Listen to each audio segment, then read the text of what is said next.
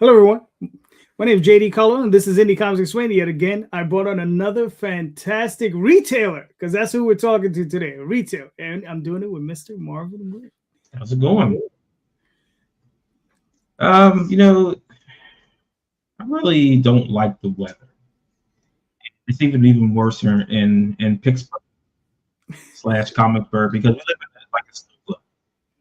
And every other day someone's shaking up the snow globe and we're like 70 degrees and then 20 degrees. And I just saw it's going to be like -9 next week. So yeah, I don't like the weather. It's stupid. Gotcha. You got a lot of snow on the floor? So it snowed and then it rained and then it snowed again. So that's nice. So you got a layer of snow, ice, and a little bit more snow on top of it. Just stuff. Gotcha. All right. Let's get off the weather. Let's bring in our guest, Mr. Jeff Beck. How you doing, Jeff? How's it going, guys? How's it going? Jeff, please introduce yourself and where can they find your store real quick? So I own Eastside Mags. We're at in Montclair, New Jersey, on Bloomfield Ave, 491, right in North Jersey, 30 minutes outside of New York City. Nice. All right, cool. Marvin, you want to start? Sure, we can start. We met at Comics Pro, right? Yeah. Yep. Okay. Yep. I was trying to remember because we did the Comics Pro thing 2 years in a row, and I couldn't remember which one we met at. But so I mean, I want to kick off so one of the things that always came out of Comics Pro, and it was something that was always led by Shannon Lab, was community around comic shops. Can you talk about does your shop do a lot of community activities? Do you bring people into the store to do signings? Do you do anything with the youngsters in the store?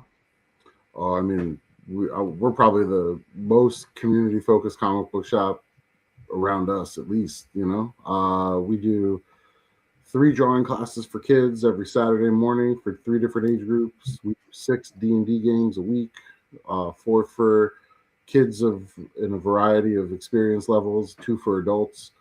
We do live music from time to time. We've got a comedy reading of Spaceballs coming up that we're going to do in the shop. We do cosplay karaoke, which is free to attend.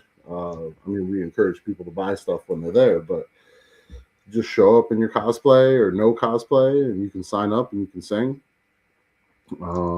We do coat drives in the winter. We do food drives. We work with mutual aid organizations in town. And then there's 1,000 schools and organizations that hit us up every year for baskets and tricky tray stuff. And, it's hard to say no to those, especially when it's like a school or kids. Mm-hmm. So, awesome. Yeah. All right. Very nice. Very nice. Being an indie creator, I primarily stick to indie questions. This outreach stuff, I don't know about any of that stuff. But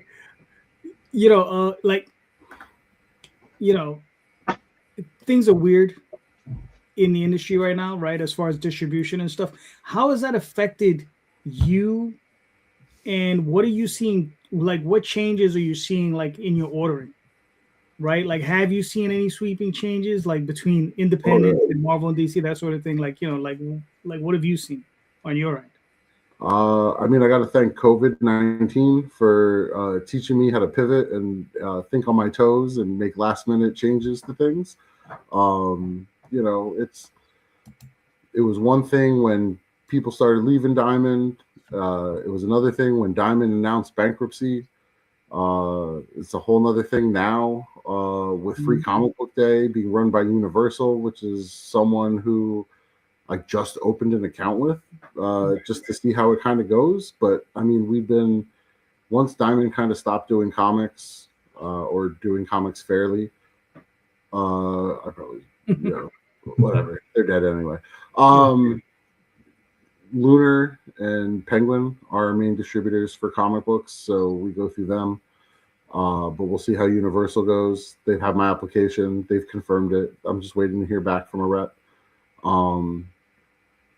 But it's a lot. it's a, you know, toy distributors now. It's like a price game with all the tariffs and everything coming in and everything starting to go up. We kind of held out as long as we could, trying not to raise prices on people. But really, at the end of the day, if I'm going to get dinged for $5 more on my end for something, I've got to try to make that up too. So it's a lot, leaning into buying collections a lot more, comic books. Before it was just comic books. I wasn't buying cards or action figures or pops or anything like that. Now, action figures I'll take a look at. Cards, not so much. I still haven't gotten into the card game. I mean, we sell the package products and stuff, but not singles. I don't have binders to break out for people. So it's just kind of every day it's a new gift of trying to figure out where I can get stuff from that's quality, but not through the roof expensive, and, you know, be able to mark it up where I can make a buck, but still not have to charge my customers an arm and a leg to get it. So, cool. You know. So how did your customers kind of shifted from the Diamond catalog? Do you have your own ordering system, or do you use like Comic Hub or one of the other competitors?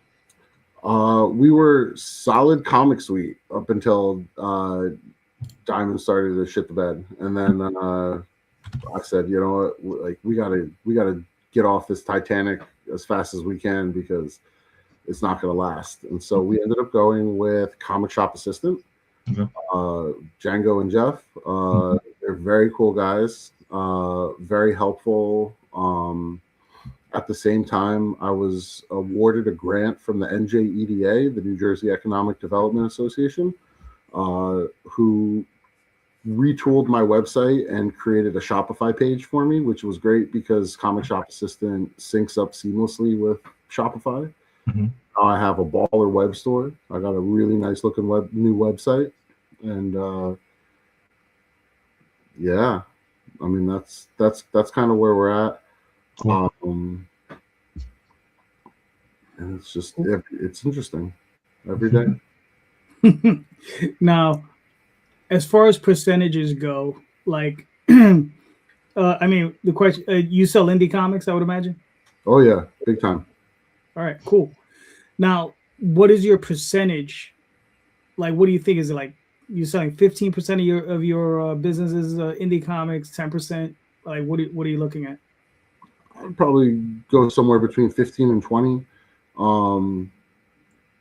We've got Marvel and DC and all that stuff, but we also, you know, we get a lot of emails from independent writers and artists. Hey, I got a new book coming out, self-published, this and that. And usually my first response to those emails is, do you live in the area? And this is sometimes it's even before I even read the comic, which is probably not great. I should probably read it first, but it would be something crazy. But you know, we're always trying to bring those folks in to do signings and appearances. I mean, yeah, I'd love to have Scott Snyder or Tom King in my shop, but you know, they're doing me a solid more than I'm doing for them. You know what I mean? Like they're Scott Snyder and Tom King. Like they print their own money.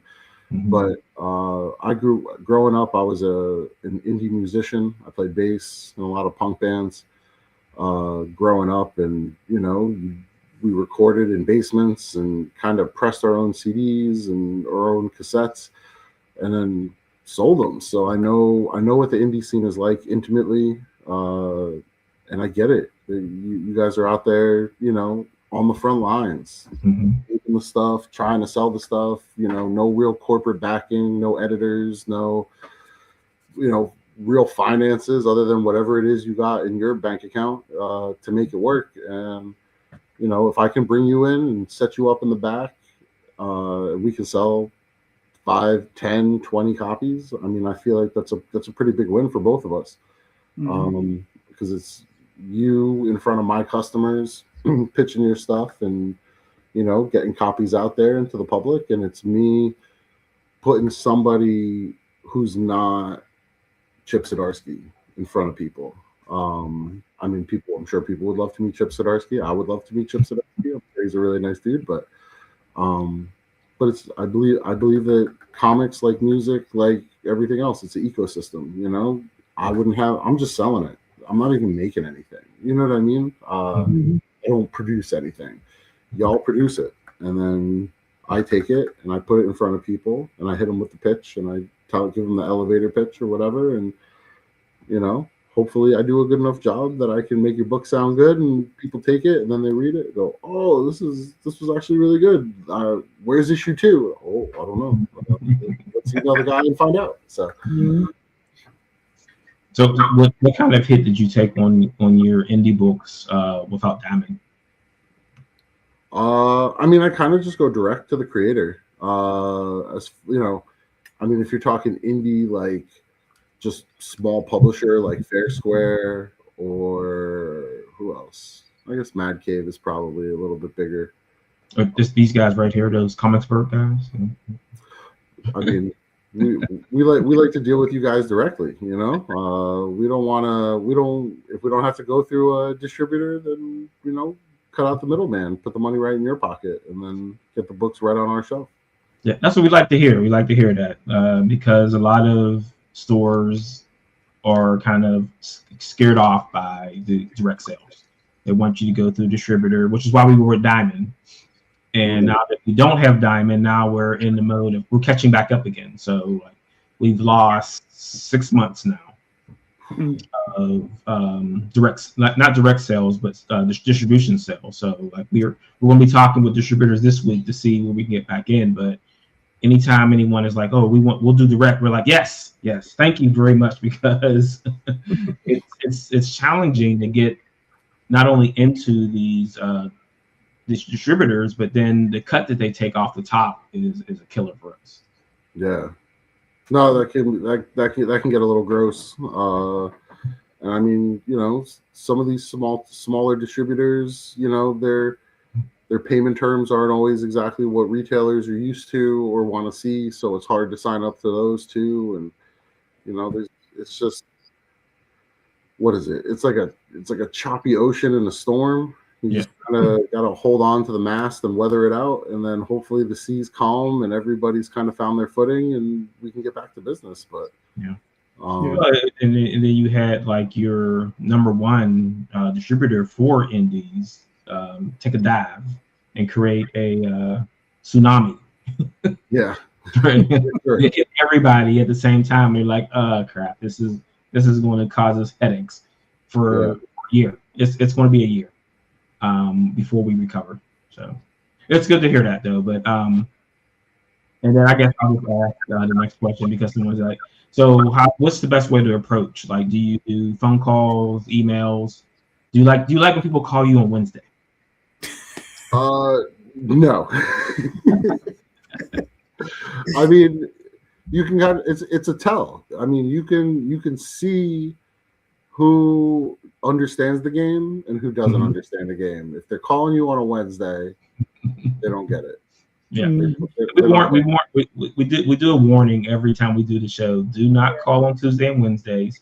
Yeah. Thursdays, we always get Thursdays. Thursdays are usually the best days. Thursdays are calm. Fridays are calm. Yeah, I was gonna say Tuesdays too. Tuesdays, and a lot of people overlook that, but you know, that's shipment day, babe. Like that's we're cracking boxes, going through hundreds of comics. You know, God forbid toys come in that same day, and yeah, it's a hot mess. But yeah, Thursdays are cool. For any other day, just I mean, you call on Monday. We're closed on Monday, but you call. I mean, do you return voicemails? Do you return voicemail? Oh, we check our voicemail. I check the voicemail. I don't know if my employees are checking the voicemail, but that's okay. I don't mind. So do you feel like email with a preview of the book and like terms, like ordering terms and things like that? Yeah, I mean, usually it's just usually what I see is an introductory email. Hey, it's me, Marvin from Comicsburg, and you know, here's check this book out, and if you like it, let me know. You know, I mean, the email is usually more elaborate than that, but the gist of it, and then I'll click the link, and you know, well, if I know the person, you know, it's great.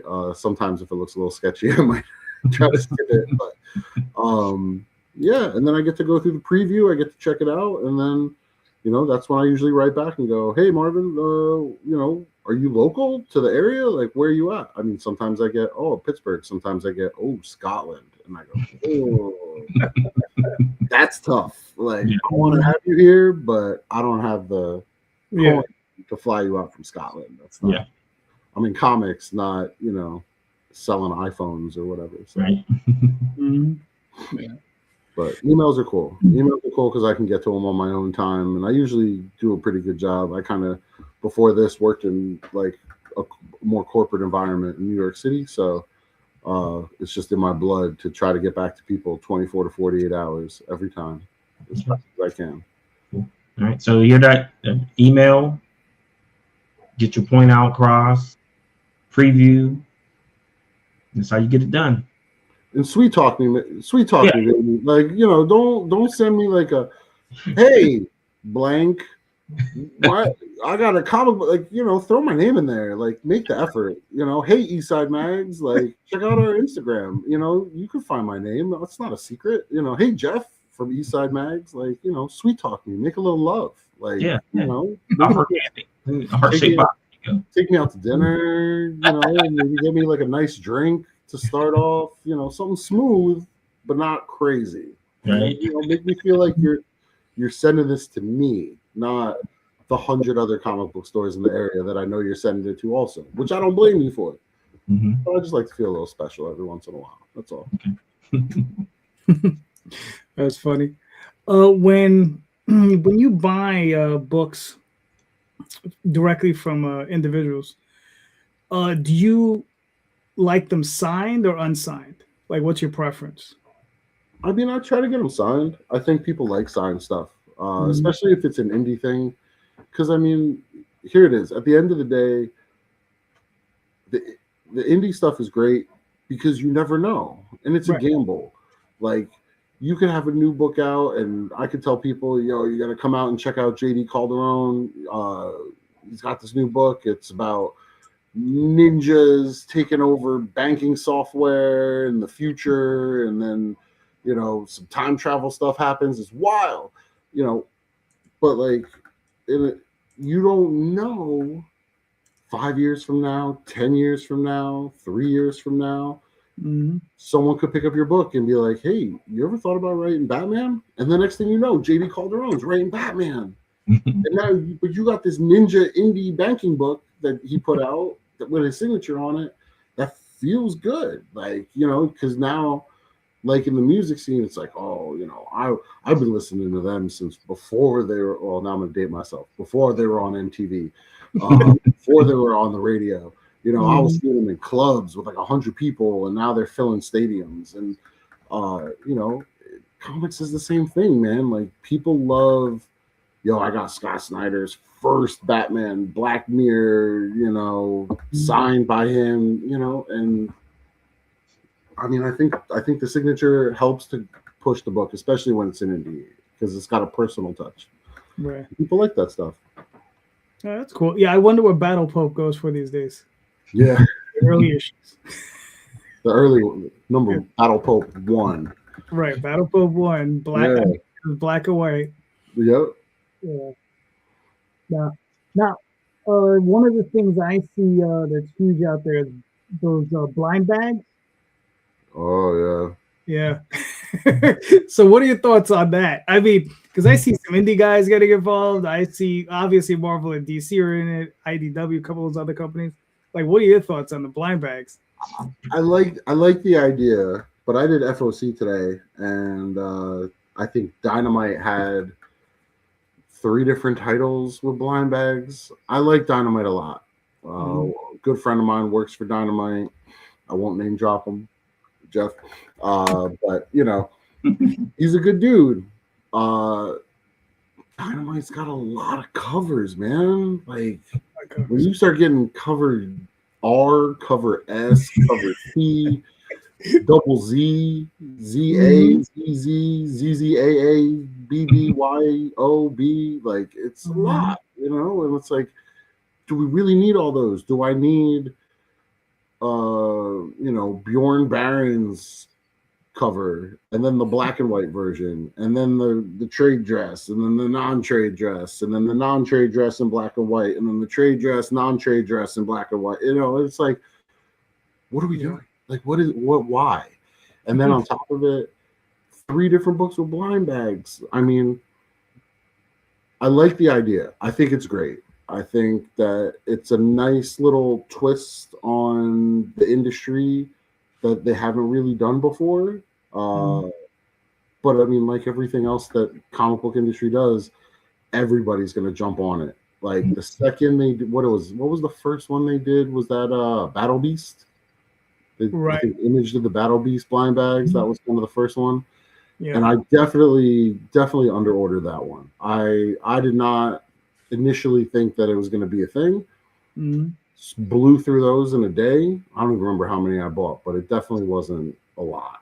And I blew through those. By Wednesday closing, we were gone. It was out. And so I've tried to kind of pick up the pace a little bit, but then you get something like Marvel with that Ultimate Endgame. The blind bags were awesome. The offerings in there. I mean, you could have gotten an RDJ cover, like signed, like which is dope. That's a cool thing to chase. But the production was fucked, right? Like everything came in damaged. Everybody was opening them up. I mean, I'm on the retailer pages, but I'm also on the comic collecting pages on social media, and I see these guys, and it's usually guys, you know, screaming and crying and carrying on because the thing came out damaged. And I don't know, like, I like collecting for enjoyment. I'm not a big collector for value. So when I see people crying about, oh, I got this one for 1,000 cover and it's all dinged up, and I get it. Like, I wouldn't want to buy a brand new car and then get in front of it and find out it's got all kinds of dings and scratches all over it. But I don't know, man. You got color break, press it out. You know, give your local presser $30 or whatever he's charging. Smooth that baby out, and then throw them up on eBay if that's what you're in it for. But yeah, I mean, it's just like everything. It's got to find its center, and the production on those, I guess, wasn't great because they all came through damaged, but the offering was great. So I don't know. We just what was it, like a year or two ago? They legalized marijuana, recreational marijuana here in New Jersey. And everybody went, oh, every block's gonna have a dispensary. Well, every block's got a Starbucks, you know. Like, I don't know what you're crying about. And then, you know, everybody's gonna open one, and then the ones who are doing it right and who are doing good, they're gonna stay, and everybody else is gonna kind of fall out. And that's same levels off.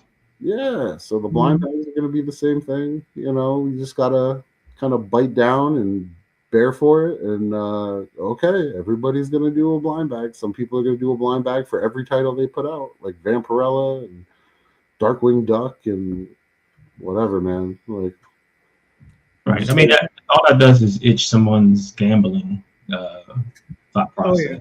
It's just like it's a bet.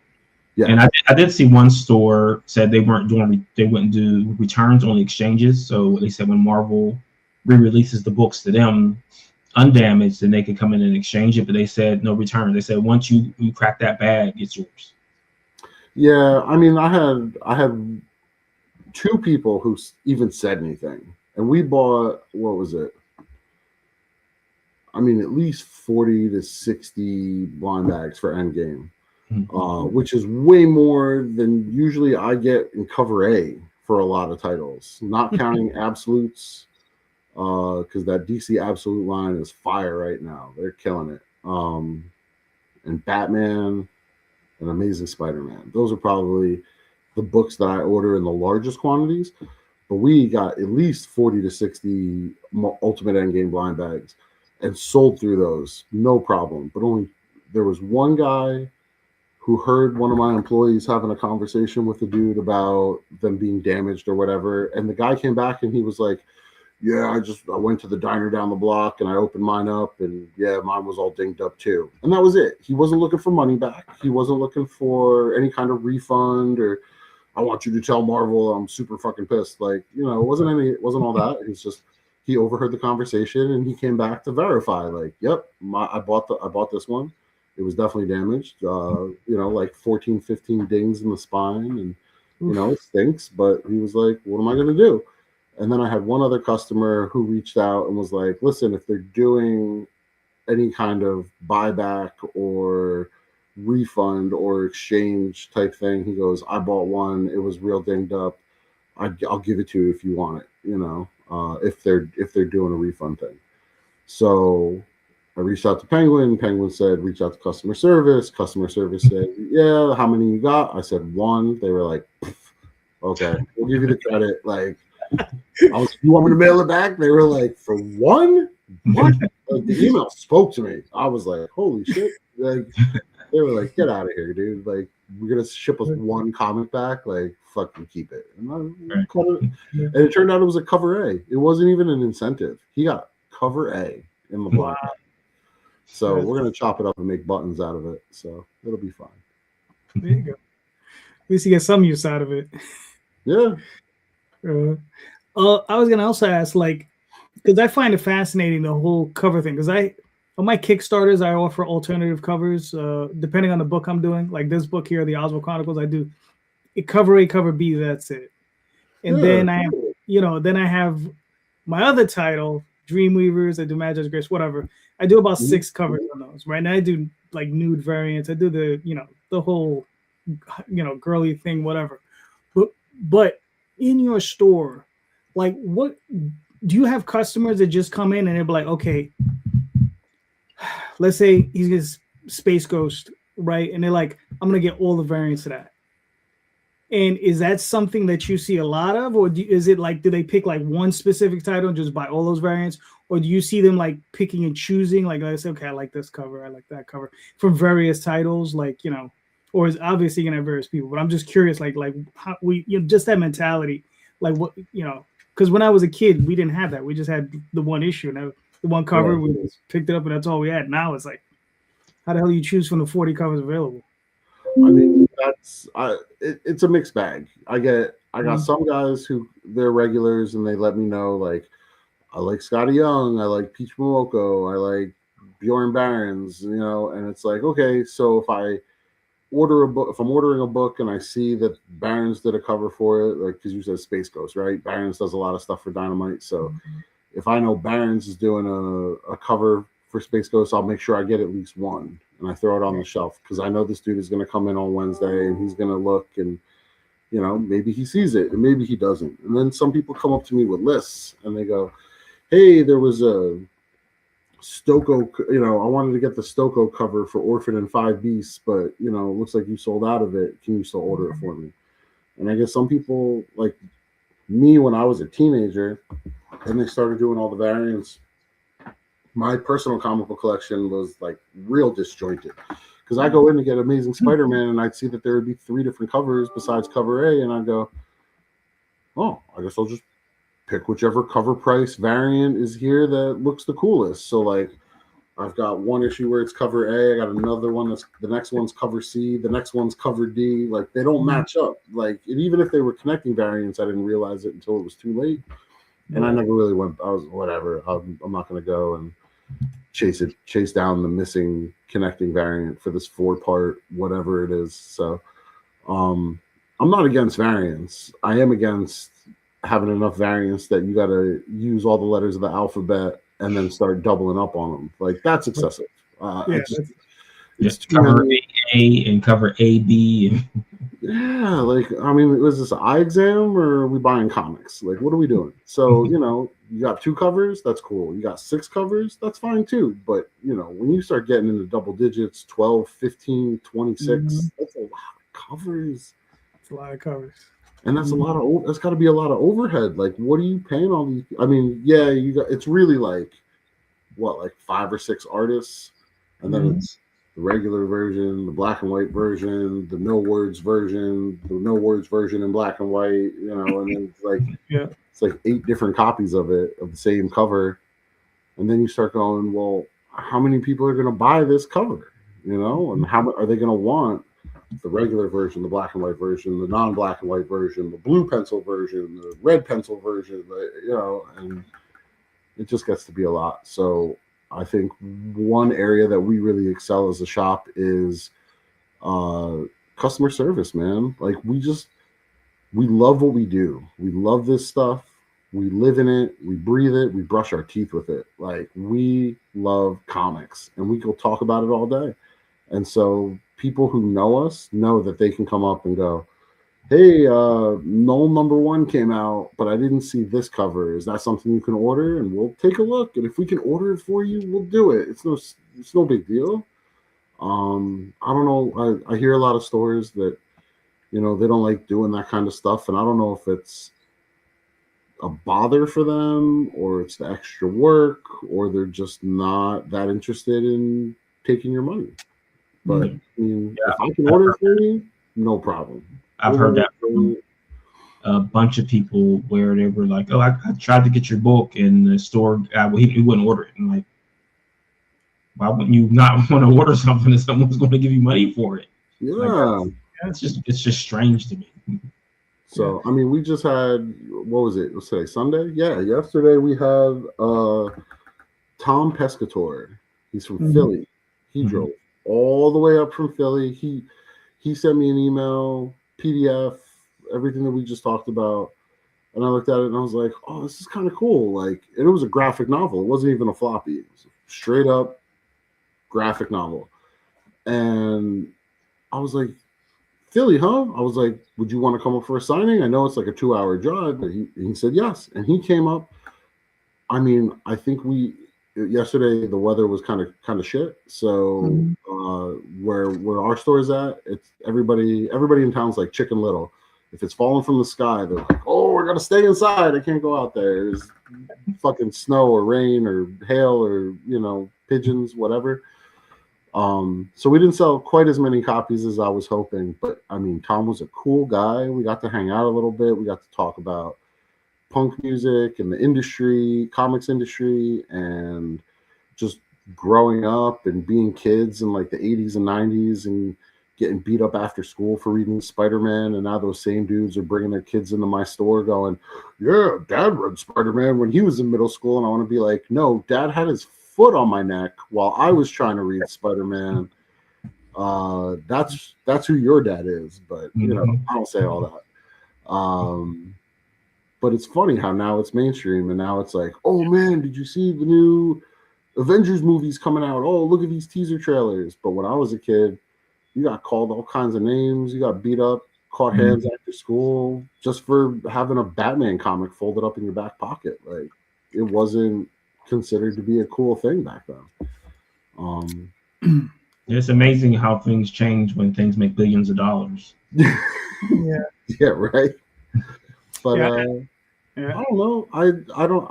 If somebody wants something and we don't have it, I'll definitely make an effort to try to go out and get it. And I've even been guilty of having some long time, like day one pull box customers, like dudes who've been with us since like the first week I unlocked that door, and they'll go, "Oh, I don't want to be a bother, man, but I didn't get Hell's Half Acre #2," and I go, "Shit, Hell's Half Acre #2 came out last year. It's been a year, and you didn't tell me till now." And I go to Lunar's site, and it's not even showing up, and I go, "Oh crap, what am I going to do?" Like, this guy's awesome. He sends us a tray of cookies every Christmas. Like, I got to take care of this guy. So then I'll just go on eBay. $4.99, $5 shipping, $6 shipping, whatever it is. All right, so now I bought a $10 cover price comic. Thing comes in, I charge the guy cover price. I take the L. But like, guy's been here since day one. Like, lost his job, swore he'd pick up his stuff, and he did. And he came through. Even when he was jobless, he was giving us, hey man, I can take $25 worth of whatever's in my pull box. I mean, communication, loyalty, friendship, whatever you want to call it, like, we'll do it. Can't put no price on that. Yeah, no. Seriously. Here's one. On average, how many customers do you see a week? Are you seeing a couple hundred, 300, 400? Yeah, for sure. Probably somewhere around 200, I think. Just rough off the top of my head. Actually, it's been a while since I looked into that. I gotta check that out. But we moved across the street, so it would be interesting. I don't think I ever sat down and did a comparison as to when we were in our old location when we first opened up, which was about 550 square feet, and then no, it was about 1,000 square feet. Sorry, and then the apartment I was living in was about 550 square feet at the time, and so the store was about 1,000 square feet. And then COVID hit, and then there was a whole bunch of stuff, and then we ended up moving basically across the intersection. Like when we moved, I didn't even get a truck. We used dollies and hand trucks to move everything over. It was awesome. 6:30 a.m. on a Sunday, I had 30 people show up, customers and friends show up at the shop with dollies and hand trucks and plastic wrap, and we moved everything over. It was beautiful. If I wasn't so stressed out, I probably would have cried. And but now we got like 2,200 square feet, and so we doubled in size, and so we get a lot of people who come in. But that's a good question. I'm gonna sit down and crunch those numbers. I think this week, maybe I'll do that. All right, cool. What's the most expensive indie comic you got in stock that you can remember? Indie comic? I don't know if I have any indie comics that are expensive, because they're indie comics. So I think the name of the game is get it in people's hands. And if you got something that's $20-$50, I think, and it's an indie, I don't know if people are really amenable to that. But I mean, stuff like the Crow #1 is worth a lot of money. Oh, okay. So we can go into that realm. Right. That's what I'm talking about. Yeah. See, I think indie, and I think self-published. I don't think. Yeah. Caliber #1. I think that's the first appearance of the Crow. Yeah. Yeah. We've had those in the store before, but I don't think I have. I don't have it now. Wow. Yeah, Usagi Yojimbo's first appearance, I think, in Albedo. Oof. Yeah, we had that. We've had that before. I buy collections, so we've gotten pretty lucky. We've gotten stuff like that. We've gotten, our share of Hulk 180s and Hulk 181s, and I CGC'd an Amazing Fantasy 15 for a guy one time. Oh wow! Nice. He was kind of a dick though, so it was a one and done. But you know what? I got my picture holding an authentic Amazing Fantasy 15 in it, so he could be as big a dick as he wants because I got the photo. So it's all good. We've had a couple of X-Men ones come through. I'm gonna say we got a variant cover that our friend Len Danovich did for a Popeye book for IDW, but it's zombie Popeye and zombie Olive Oil, and I think it took 3 days for me to price it out because there was just like no other copies out there. And then it becomes a question of like, oh, are there not other copies out there because this is so rare, or is there no other copies out there because no one gives a shit? But Len's awesome. He's a phenomenal artist. So I think we got that priced at $500. Nice. Because it's just, where else are you going to go to get it? Like there aren't copies just out there. You can get an X-Men 1 if you got the coin and you got enough incentive.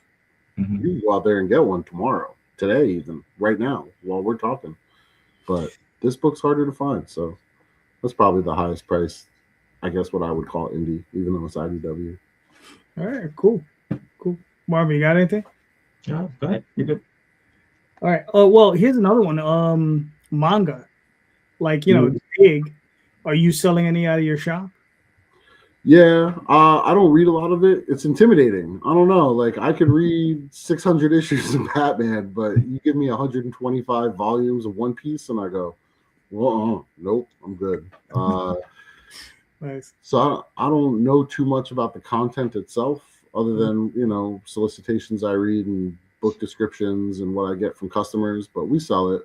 We try to, I stick to a little bit more of the basics. I don't stray off the path too much. What's her name? She used to work for Boom, and now she works for Square Enix. She does roller derby. Why can't I remember her name? And if she sees this, she's going to be mad at me too, because I always give her credit. Whenever I see her at New York Comic Con, I always introduce myself, and then she looks at me and goes, "Jeff, what's your problem, man?" She goes, "You do this every year. You talk to me like I don't know who you are." She goes, "I know you. I remember." She goes, "You're cool as hell." Okay, thanks. And now I can't remember her name, and I'm the asshole. But she, not last New York Comic Con, but the one before it, I saw her at the retailer meeting, and she had 2 reusable shopping bags full of Square Enix manga books that were coming out. Hadn't even hit the shelves yet, and she was like, "I don't want to carry these back to my hotel. Do you want these for free?" And I went, "Okay, I'll take them." And I kind of flipped through a couple of them, and there were some cool titles in there. So we put them out on the shelf, and they've done pretty well. So, wow, I really can't remember her name. This is embarrassing. Don't worry about it. You're gonna see her do a Comic Con, remember her name, and she's gonna be like, "Who are you?" Yeah, right. And then I'm gonna go, "Shit, 6 years, you remember my name every time," and now here we are. Yeah. Once we leave, once the show is over, you remember her name. You go, "Oh, damn it." Yeah. I'm gonna send her the link. I'll find it. So, with the free comic book day thing, so you've got Lunar on one side, you've got Penguin Random House doing their own thing. How is that?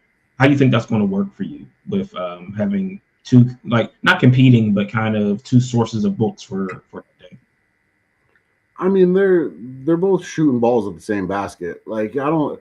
All the problems with that are on my end, like the retailer end. The customers, if retailers are listening, and I'm gonna say this, if you do your job right, it's just the branding on the comics that they're gonna notice. That's it. Like, all the headache, all the pain and suffering between these two distributors doing their own thing, that's all my problem. It's got nothing to do with the customer. The customer is gonna roll in. Free comic book day, was it May 2nd this year? Yeah. They're gonna roll in May 2nd. All the stuff's going to be laid out, or however the retailer does it, they're going to do the same thing that they always do. And no one's going to know the difference other than what's printed on the front of the comic. Right. I mean, especially if you do your stuff right. But I was just talking to another indie guy, Piper Williams, who did a book called Escape New Jersey. I met him at Garden State Comic Fest. He's out in LA? Somewhere in California, where it's definitely not snowing and it's sunnier than it is here. And he hit me up because he was asking questions about, he's got a preview. I don't know if I should be talking about it, but maybe I'm going to talk about it anyway, because I'm sure he'd love the shout out. He's got a preview for a comic that he's got coming out in June. He's got George Clooney in it. Yep. George Clooney. And I was like, that's a good hook, man, because people are going to see that there's a George Clooney comic out there. And I think George Clooney, it's like post-apocalyptic, but George Clooney's in charge of the banking system or something like that. I don't know. The pitch was wild, and I like Piper. He's a good dude, so I was like, "Yo, count me in.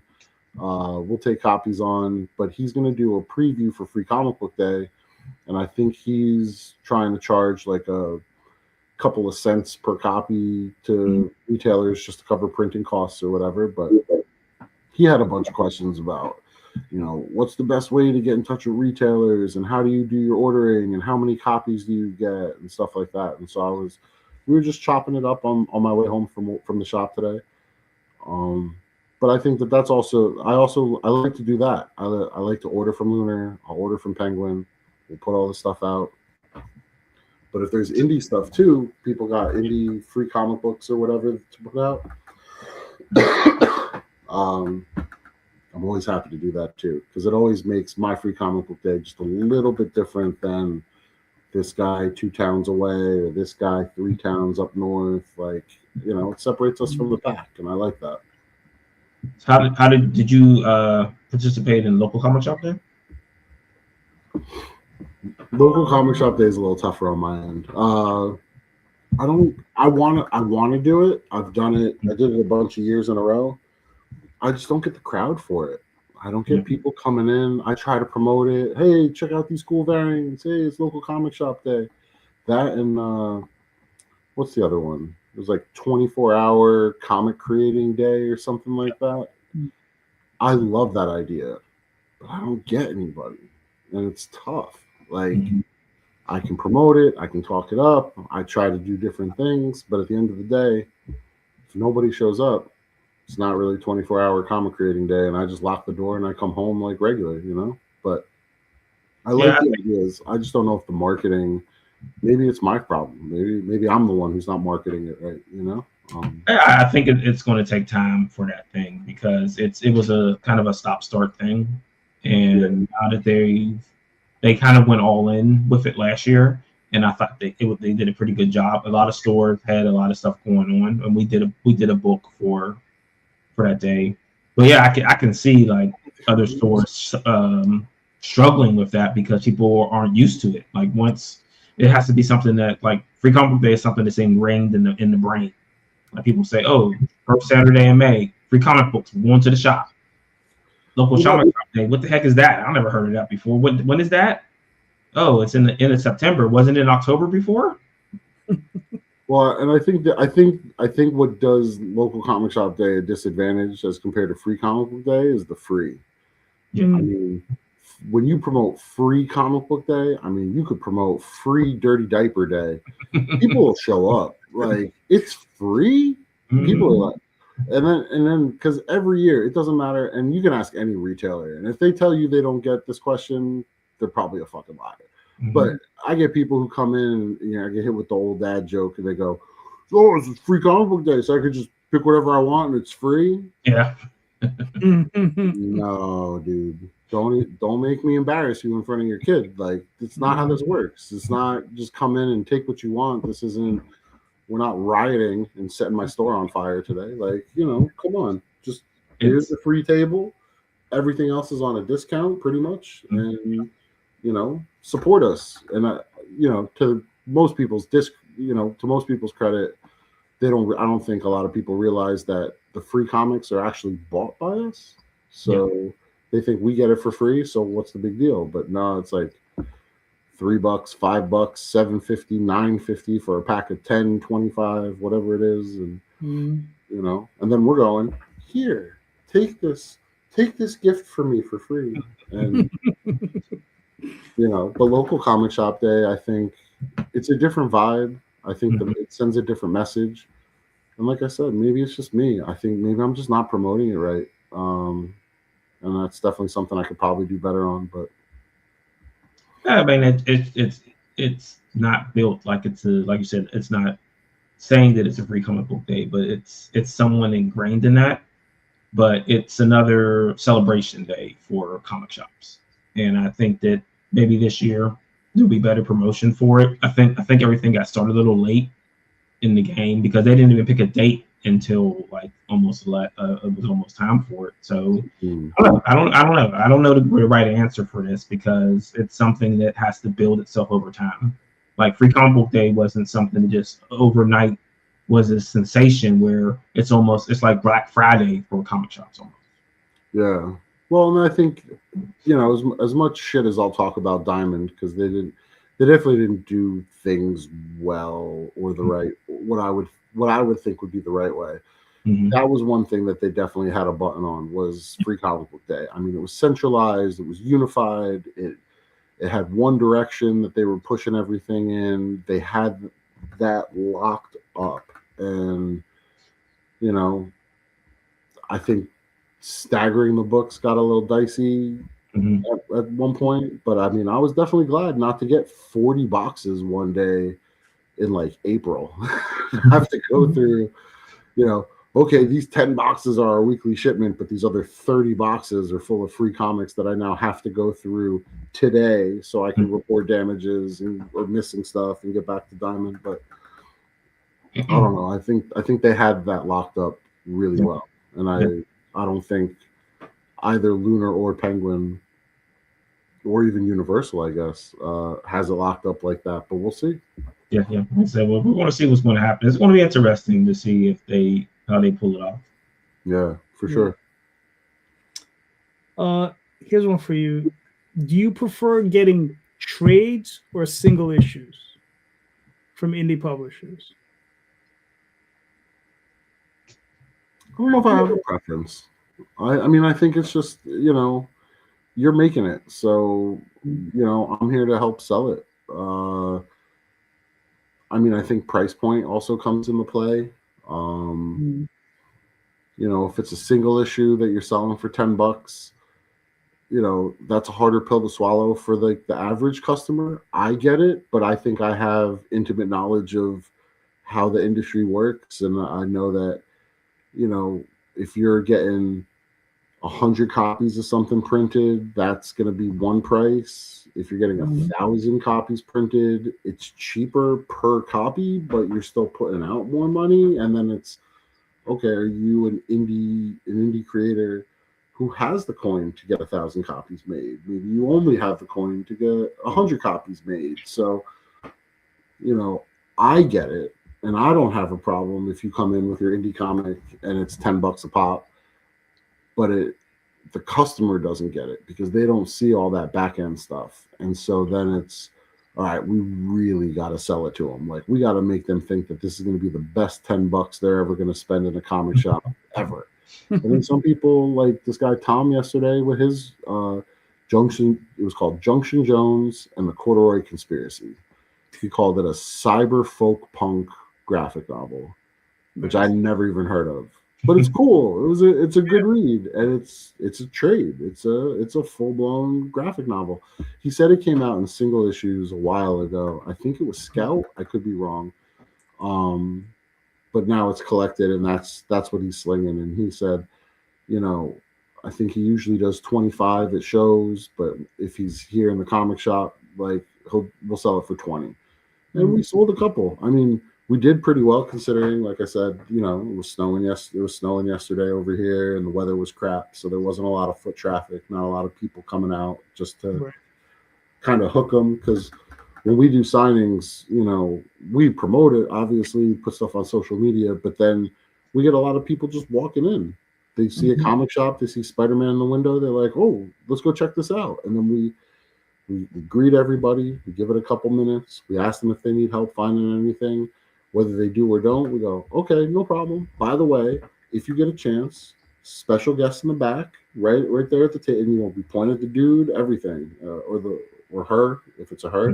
And we're like, hey, go check them out. They got a graphic novel. We give them the quick 10-second sales pitch, and then hope that incentivizes them to go back and, I can meet the writer of a comic or the artist, on a comic book. Yeah. And then hopefully they go back there, and then it's up to you, baby. You gotta sing them that sweet song, and then the next thing you know, they got a copy. Maybe they got A and the B cover, and then they're bringing it up to the register, and that's it. Sale made.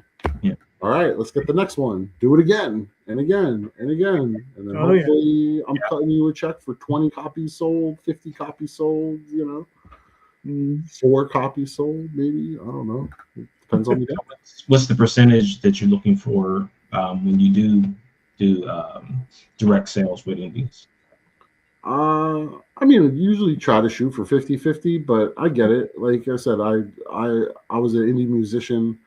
I know that everybody's got costs, and I don't know what your money situation is, so I'm not trying to hold anybody to the fire on 50-50. I mean, yesterday the guy was saying if I wanted to order copies, I could get them through Ingram, and Ingram does like 40%, which isn't great.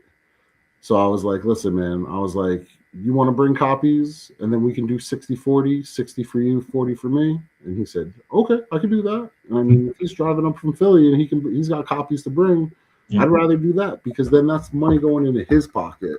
Nothing against Ingram. I mean, their discount structure sucks, but why would I give my money to Ingram so that then he can get what? Pennies on the dollar? No, I'd rather sell a $20 book, give you 12, keep 8 for me, and we're good. Like, you get paid, I get paid, and I tell people all the time, like, listen, I shoot for 50-50. If that doesn't work for you, if that cuts into your costs, the whole point of this is for you to make some money too. So if you're not making money, and I'm the only one making money, what are we doing? Doesn't make sense to me. As a creator, I wouldn't want to do that. Unless I was desperate to get rid of copies. I mean, and I've been, as a retailer, desperate to get rid of some shit. So sometimes you take the hit, you get it off the shelf, and just move on. But yeah, I usually just try to have the conversation, find out what their cost is, find out what they can afford to do, or what makes sense for them, so that they're making some money too, and they're making profit, as opposed to just me making money and they're going, "Whoa, I lost $10 on the whole day." You know, I don't want anybody to lose nothing. That's not what we're here for. How many copies of a title will you take at once? Again, depends on the price point. I mean, it could be 3, it could be 5, it could be 10. It just depends on the book, what it is. If I think I've got a customer base that would be interested in that kind of thing. I mean, if it's super weird and real far out there, it might be a hit. It might be a dud. I don't know, but you know, it's just case by case basis. I don't really have like I always take 5. 5 copies. That's it. No more, no less. 5. No more, no less. Yeah. I don't know. Depends on what it is. Hopefully, you come in for a signing, we sell all the copies, and there's nothing for me to buy. Yeah. You know, at the end of the day, you're like, shit, what do I do with these empty boxes? I go, leave them in the back. We'll bring them out to the dumpster later. Yeah, you know. That's always the goal. Sell through all of them. Oh, yeah. For sure. Well, talking about selling through, though. What? Yeah. Well, no. You know, Marvin, he wants to sell through the edge. Oh, there you go. This is a segue. Oh, okay. A little slow. Sorry, but I didn't have it prepped up. So this is volume 3 of The Edge, God's Thunder. Planning to launch this in March. The extra H's is for in case it goes into April. So this volume 3, the God's Thunder terrorist organization have unleashed Kyrad on the world. His job to eliminate anyone who has enhanced abilities. So how do you fight someone who has enhanced abilities? You get someone who has enhanced abilities to go after. All right, cool. Makes and sense. this is this a single issue, a trade? This is a trade. There's a trade. Okay. This is issues 10 through 14. 10 through 14. Okay. Which again was originally issues 10 through 15, but I made 14 into a double set system. Cool. And how many pages is the trade going to be? What is it? It's over 120 right now. Okay. Cool. But I'm adding some more stuff to it. I'm adding a prologue. I mean, an epilogue. Nice. And so you said March?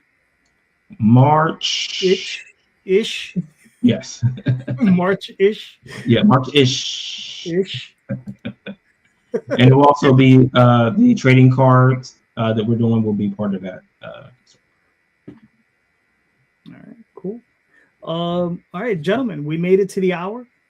So, you know, Jeff, thank you so much for coming on and enlightening us, because as indie publishers, we need as much enlightenment as we can get. Well, hopefully you still have listeners after my ranting and raving. You know, I always get nervous. I'm like, shit, these guys want me on their podcast. They must not like listeners. Nobody wants to hear what I gotta say. No, but I appreciate you guys for telling me that you wanted to hear what I had to say. So thank you. Yeah. Listen, thank you for coming on. But before you go, please let us know, where can we find you and your work, sir, or you and your store? Oh, all right. So Montclair, New Jersey, 491 Bloomfield Ave. Can't miss it. EastSideMags.com, at EastSideMags on Instagram, EastSideMags on Facebook. We don't do Twitter anymore. Blue Sky, you can find us. I don't really post on there. I just read a lot of stuff, but we're there. What else? Fuck Yelp. If you use Yelp, that's fine, but they're the mafia of the social media community. I should have to fight so hard to have homophobic comments taken off my page that violate their own terms and conditions. So forget Yelp.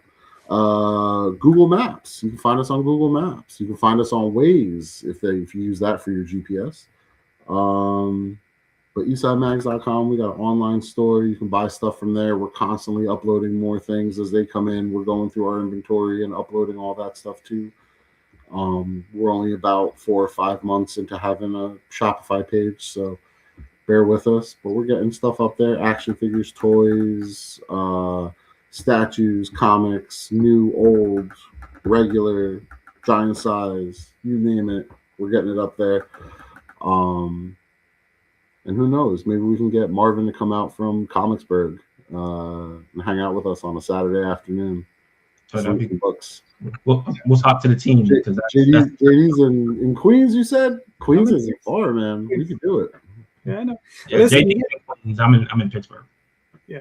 Well, it's a little bit further of a drive than Philly, but I mean, I think you got it in you. You could do it. You want to come out? Yeah. I mean, we love to come out. I mean, I'll talk to the guys. Like, we'll see when we can set up. Yeah, let's talk. Listen, Marvin comes out, I'll show up. There you go. Let's make it recorded. That's on the internet now. It's the truth. That's real. We can play it back. That's fine. I mean, and listen, we'll try to get our other friend in there. We'll try to get Jay in there. Maybe we get all you guys out here at once. Right. Big signing, maybe a special episode of the show. We can get some customers in, do like a little man on the street action. Awesome. That'd be cool. You know, we can make a whole thing out of it. It'd be cool. Yeah. Sounds good. All right. So Marvin, where can they find you and your work, sir? Comicsburg.com and theedgecomic.com. Hit those links, and all the socials will be taken you from there. All right, cool. And for myself, you can find me on Instagram, Twitter, Facebook, Sunday nights here on Indy Comics Explained, sometimes with Marvin, sometimes with Jay, sometimes with a bunch of other people. Next weekend, we'll be featuring a bunch of other guests, a bunch of other indie publishers. And thank you so much. And just remember, everybody, in the show notes, it's just Marvin and myself. So, but I'll tell you right now, go check out those links for these two creators. Go buy those books. And thank you so much. And just don't forget, read more indie comics, especially ours. Have a good night, everyone. Good night. Thank you, Jeff. It was awesome, bro. Night. The hell?